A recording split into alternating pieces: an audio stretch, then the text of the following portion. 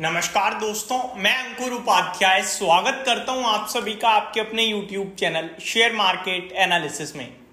दोस्तों, जब भी बाजार में बड़ी गिरावट होती है और पोर्टफोलियो में नुकसान हो रहा होता है इन्वेस्टर्स की, तो एक सवाल एक जवाब सब लोग चाहते हैं, क्या सब माल बेचकर बैठ जाएं, गिरावट में खरीद लेंगे। ये हमारा दिमाग, ये हमारी मानसिकता कहती है और ये हमारे इमोशंस हैं शेयर बाजार को लेकर। जब भी गिरावट होगी हमें ऐसा लगेगा आज बेचकर भाग जाते हैं, गिरावट में खरीद लेंगे। ठीक है जी। सबसे पहली बात, आप कभी गिरावट में खरीद ही नहीं पाओगे अगर आप बेच दोगे तो। ये आप मेरी बात गांठ बांध लो। आप आज बेचो, कल गिरेगा तो लगेगा अभी तो और गिरेगा, अगले दिन फिर लगेगा अभी तो और गिरेगा, और अचानक उछल जाएगा। फिर आप कहोगे वो भाव मिल जाए तो खरीद लूंगा, और वो भाव मिलेगा नहीं। जिस भाव पे आपने बेचा उसके भी ऊपर चला जाएगा बाजार। मैं एक एग्जांपल देता हूं एकदम परफेक्ट वाला। कोविड के समय पे मार्केट ने 7,500 का निफ्टी पे लो लगाया था दोस्तों। लेकिन क्या आपको पता है, जिस दिन 7,500 का निफ्टी पे लो लगा था उस दिन सबसे ज्यादा डर था। सब लोग बेच रहे थे माल, किसी ने खरीदा नहीं था, सबने बेचा था। और उस दिन निफ्टी की क्लोजिंग 8,500 के करीब आई थी और अगले दिन 9,000 हो गई थी निफ्टी। तो 7,500 पे तो सब बेच रहे थे, सबसे ज्यादा डर उसी दिन था। लेकिन उस व्यक्ति ने कहां खरीद पाया फिर? 9,000 पे। और वो जो 1,500 पॉइंट निफ्टी का छूटा ना दोस्तों, वो 20% था। और वो 20% जो था ना, उसमें स्टॉक्स ने 30% के लो से हाई दिखाए थे। तो आप लोग कभी भी ये कर ही नहीं पाओगे कि बॉटम में बेच के, टॉप पे बेच के बॉटम पे खरीद लें, और उसका हमें कभी प्रयास भी नहीं करना चाहिए। जो लोग इन्वेस्टर है ना, उन्हें यह समझ में आना चाहिए कि बाजार के लिए करेक्शन बहुत ज्यादा जरूरी है, वरना 26,000 से 27 हो जाते, 27 से 28। लेकिन हर एक इन्वेस्टर के दिमाग में एक सवाल रह जाता, यार बाजार गिरेगा, बाजार गिरेगा। मैं तो बीते 1-1.5 महीने से कंटिन्यू चिल्ला रहा हूं, और मेरी तरह न जाने कितने ऐसे लोग हैं जो ये कह रहे हैं बाजार गिरेगा। गिर रहा है, हम सबको जवाब मिल गया, गिर जाएगा, हम सब भी टेंशन मुक्त। जो लोग तेजी में, वो तो तेजी में है ही, जो गिरावट कर रहे थे उनके लिए भी हो गया मैटर सॉल्व। अब सिर्फ और सिर्फ आपके और हमारे जज्बे को चेक करना है कि भैया हम लेने के लिए तैयार हैं गिरावट में। बस हवा में कहते रहते हैं कि गिरेगा गिरेगा, और जब गिर जाए तो फिर कहते हैं कि बेच दो। ऐसा नहीं होना चाहिए। तो मैं कहना यह चाहता हूं कि बाजार गिरता है और वो बाजार के लिए बहुत अच्छा है। अगर आप अपनी पोर्टफोलियो को बेचकर भागोगे तो ट्रस्ट मी, आप आगे चलकर रिग्रेट ही करोगे। आपको अपनी पोर्टफोलियो में, अब देखो, किसी की पोर्टफोलियो में कोविड के समय में हिंदुस्तान यूनिलीवर था तो लाइफ हाई पे था हिंदुस्तान यूनिलीवर, और कोविड के लोज पे हिंदुस्तान यूनिलीवर किसी ने 2600 पे ले लिया तो 3 साल तक लॉस देखता रहा, जिसमें निफ्टी 7,500 से 26,000 हो गया। अब जाके 3,000 हुआ है हिंदुस्तान यूनिलीवर। समझ रहे हो? कोविड के समय पे ब्रिटानिया भागा, अब भाग रहा है, बीच में गिर गया। रिलायंस का शेयर कितने समय, तो मार्केट स्टॉक स्पेसिफिक रहता है। न्यूरेका का शेयर 2200 से 300-400 पे खड़ा है, बाजार का फर्क ही नहीं पड़ रहा। पेटीएम कहां से कहां आ गया, बाजार का फर्क ही नहीं पड़ रहा।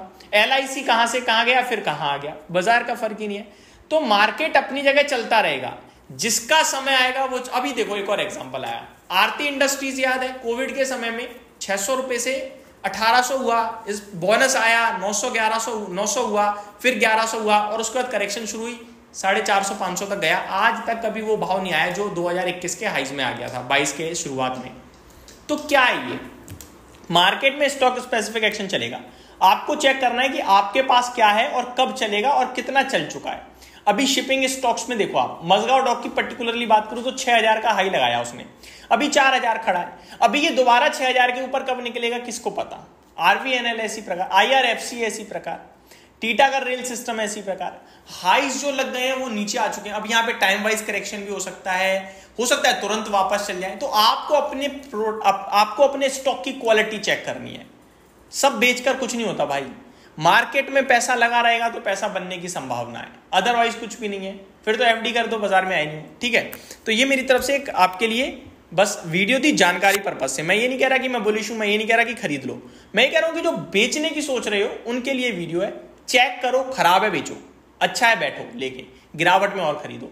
लेकिन अभी बाजार को लेकर मैं कंसर्न हूं, और मैं बहुत पहले से कंसर्न जताता आ रहा हूं, और अब आपके लिए स्क्रीन पे भी चीजें आने लगी हैं। अब दोस्तों आते हैं अगले डेटा की तरफ। आज यूएस में जॉबलेस क्लेम डेटा आया है। 2 लेवल पे ये डेटा है दोस्तों, एक अच्छा है और एक खराब है। अच्छा क्या है? अच्छा है दोस्तों कंटिन्यूइंग जॉबलेस क्लेम, और खराब है इनिशियल जॉबलेस क्लेम।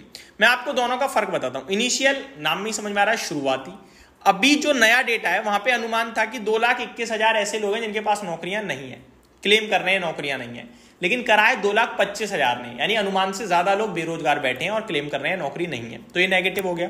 लेकिन कंटिन्यू यानी कि पहले से जो लोग क्लेम करते आ रहे हैं, अनुमान था कि 1830,000 ऐसे लोग हैं जो क्लेम करेंगे कि हमारे पास नौकरियां नहीं हैं, लेकिन केवल 1826,000 ने करा, यानी 4,000 लोग कम है अनुमान से जिनके पास नौकरियां नहीं है, तो ये अच्छा है। आगे मैं आप सभी के साथ बात करूं तो इनका पीएमआई डेटा खराब आ रहा है। यूएस का सर्विसेज पीएमआई डेटा अनुमान था 55.4% पे आएगा, आया 55.2%, तो खराब है। ग्लोबल कंपोजिट पीएमआई देखा जाए तो 54.4% का अनुमान था, 54 है, तो ये भी खराब है। यूएस की फैक्ट्री ऑर्डर्स की बात करें तो अनुमान 0.1% का था, इसमें -0.2% आया, तो ये भी खराब है। और इन सब के चलते अमेरिका में थोड़ी बहुत गिरावट भी देखने को मिल रही है। दोस्तों गिरावट थोड़ी बहुत है या ज्यादा है, मेरे लिए वो मैटर नहीं करता, वो उसके बारे में तो मैं नेक्स्ट वीडियो में आप सभी के साथ डिटेल में डिस्कस करूंगा ही करूंगा। लेकिन अमेरिका में भी उनका विक्स भाग रहा है, 8% ऊपर उनका विक्स भी हो चुका है, तो टेंशन तो बढ़ रही है, सावधानी तो रखिए, ठीक है जी। तो ये मेरी तरफ से आपके लिए एक अपडेट थी। अगली वीडियो में कल के लिए बाजार को प्रेडिक्ट करेंगे। Thank you so much for watching this video. Good night guys.